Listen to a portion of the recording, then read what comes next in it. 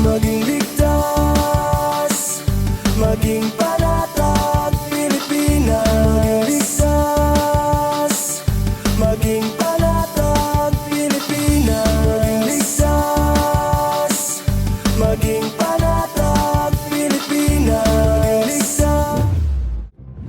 Ligtas ang bayan kung laging handa ang mamamayan. Tunghayan ang mga balita at kwento ng kahandaan, pagtutulungan at mabilis na aksyon sa Civil Defense in Action.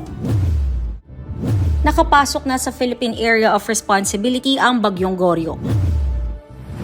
Ayon sa Pag-asa, bagaman hindi ito direktang tatama sa bansa, asahan na hahatak ito ng habagat na siyang posibleng magpaulan ulit sa malaking bahagi ng bansa. Kaya't ang inyong Office of Civil Defense nanawagan sa publiko na manatiling nakaalerto, maghanda sa mga emergencies at sundin ang mga babala ng otoridad sa habagat na magdadala ng ulan, pagbaha at landslides. Sa isang public weather forecast ng Pag-asa, kabilang sa mga makararanas ng pag-uulan ay ang Mimaropa, Western Visayas, Bicol Region at Quezon. Inaasahan rin na uulanin ang Metro Manila. Posibleng maging maalon kaya't pinapayuhan ang mga mangingisda na mag-ingat. Babala pa ng Pag-asa, posibleng tatagal ito na 5 araw o isang buong linggo.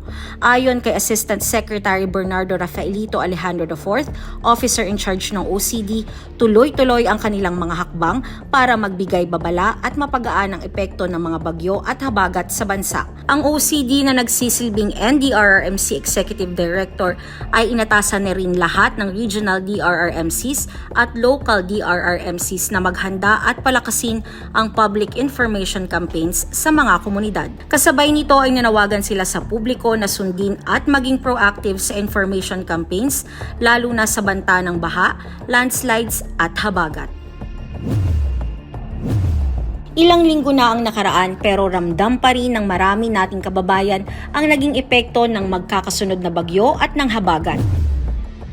Katunayan, ayon sa pinakahuling report ng National Disaster Risk Reduction and Management Council o NDRRMC, pumalo sa mahigit 9.7 million individuals o katumbas ng 2.6 million families ang kasalukuyang apektado pa rin ng mga nagdaang bagyong Krising, Dante at Emong. Dagdag pa nito, sinabi rin ng NDRRMC na mula sa bilang na ito, 7,479 na pamilya o katumbas ng 28,500 na individual ang nananatili pa rin sa mga evacuation centers. Habang 11,957 families o humigit kumulang 40,597 individuals ang kasalukuyang napagsisilbihan at nahahatira ng tulong na wala sa loob ng mga evacuation centers. Maliban sa datos na ito, nananatili naman sa 37 na individual ang naitalang nasawi sa mga nagdaang sama ng panahon kung saan 5 rito ang beripikado, ang naitalang nasawi sa mga nagdaang sama ng panahon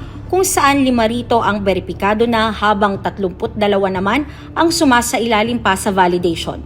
Samantala, nakapagtala naman ng kabuoang bilang na 108,375 na damaged houses ang NDRRMC na siyang mula sa mga rehiyon ng Ilocos, Cagayan Valley, Cordillera Administrative Region, Central Luzon, Calabarzon, Mimaropa, Bicol Region, Western Visayas, Negros Island, Central Visayas, Zamboanga Peninsula, Northern Mindanao, Davao Region, Soxargen, Caraga at Bangsamoro Region.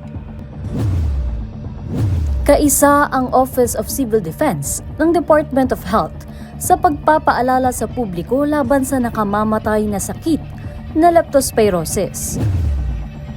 Nasa 19 na ospital sa Kalakhang, Maynila ang nagbukas ng leptospirosis fast lane dahil sa paglobo ng bilang ng mga nagkakasakit. Ayon sa Department of Health, sa fast lane magsasagawa ng assessment kung ang isang nagka-leptospirosis ay kailangang makonfine sa ospital o sa bahay na lang ang gamutan ng mga pasyente. Dito na rin tinitingnan ang risk level ng isang pasyente para mabigyan ng reseta sa tamang dosage ng gamot. Lumobo sa 2,396 leptospirosis infections ang naitala sa buong bansa mula June 8 hanggang August 7 ayon sa DOH. Pinapayuhan ng publiko na huwag lulusong sa baha o maglakad sa maruruming kanal o magsuot ng bota kung kinakailangan. Posibleng may ihi ng daga ang tubig na pinagmumulan ng bakterya na nagdudulot ng sakit na leptospirosis. Kung hindi maiwasan, agad na magpakonsulta sa pinakamalapit na barangay health centers o pribadong klinika.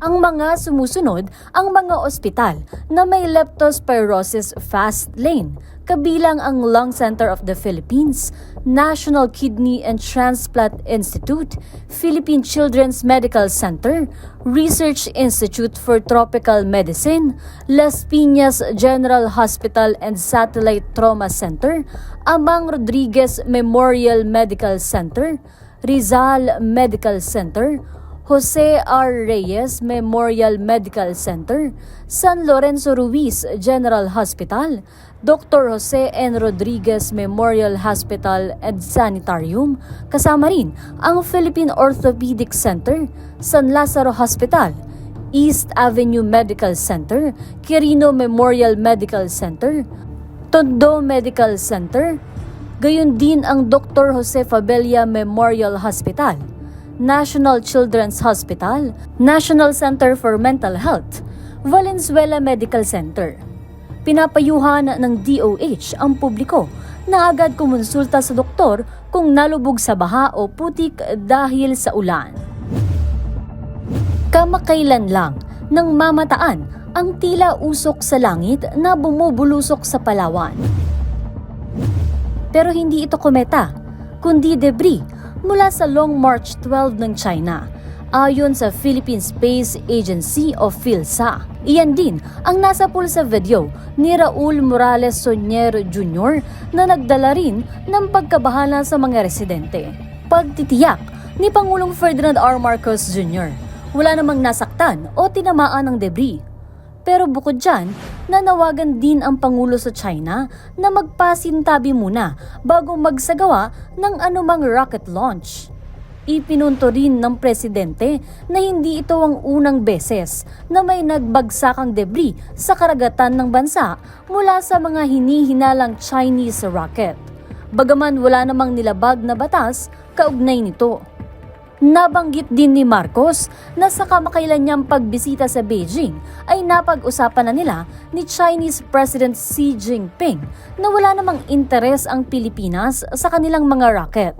Pero sana lang ay sabihan ng bansa ng maaga ukol dito para alam ng mga kinauukulang ahensya kung saan ito babagsak at maiwasan ang anumang insidente lalong-lalo na sa ating mga mangingisda. Samantala, patuloy ang paninindigan ng pamahalaan na bantayan ang mga ganitong pangyayari.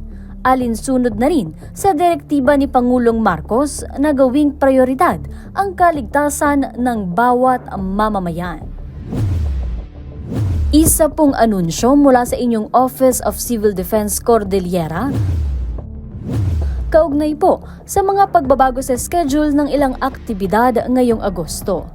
Gaganapin na po ang 2 araw ng Cordillera Regional DRRM Summit and Expo 2025 sa August 11 hanggang 12 sa Ayon Hotel sa Baguio City. At ang OCD Cordillera Rescue Olympics 2025 ay gaganapin sa August 13 sa Benguet Sports Complex sa La Trinidad, Benguet.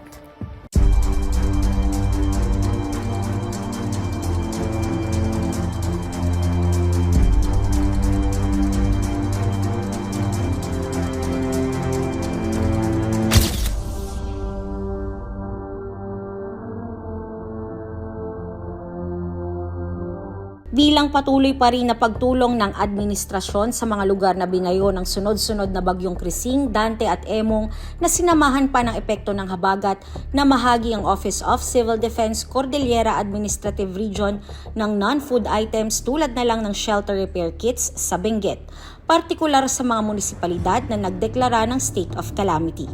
Nanumpa naman ang 2 Civil Defense Officer 3 at 3 Civil Defense Officer 1 sa OCD Central Office sa Camp Aguinaldo, Quezon City. Pinangunahan ito ni OCD Officer in Charge Assistant Secretary Bernardo Rafaelito Alejandro IV, kasama sina Assistant Secretary Henry Robinson Jr., Civil Defense Deputy Administrator for Special Concerns, Madonalyn Marquez, Acting Chief ng Human Resource Management and Development Service Office ng DSWD at OCD NCR Regional Director George Kaiser. Mainit naman silang tinanggap ng OCD NCR habang naninindigan sa kanilang sinumpaang tungkulin na paglilingkod at pagtitiyak ng kaligtasan ng bawat mamamayan.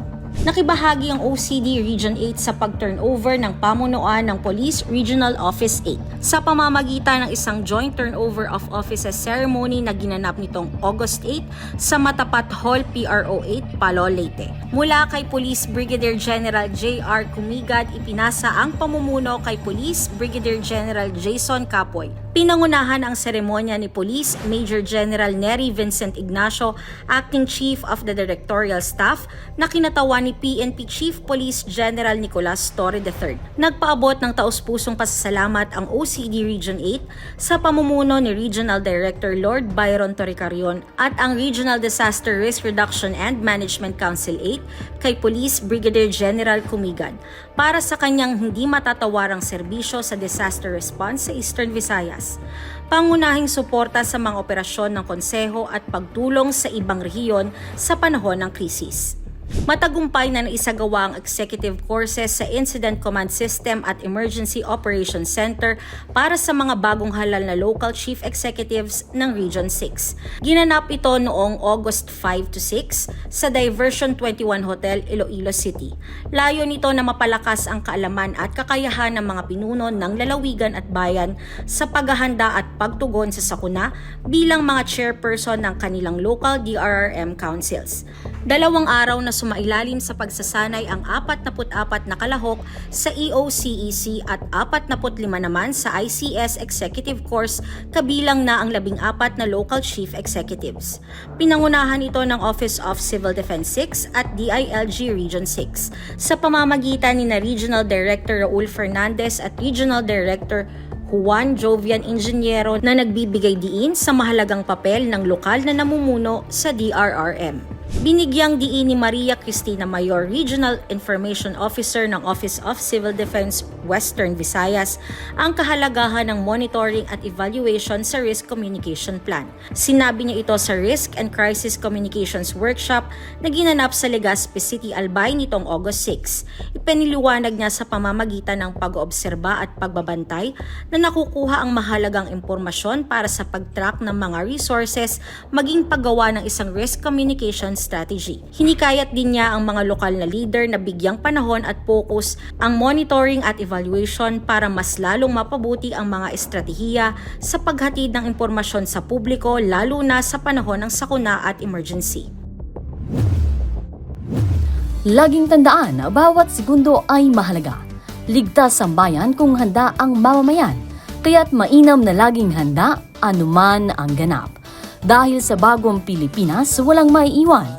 Ako po si Danny Lagman. Ako po si Laila Optinalya at ito ang Civil Defense in Action. Maging ligtas, maging panatag, Pilipinas.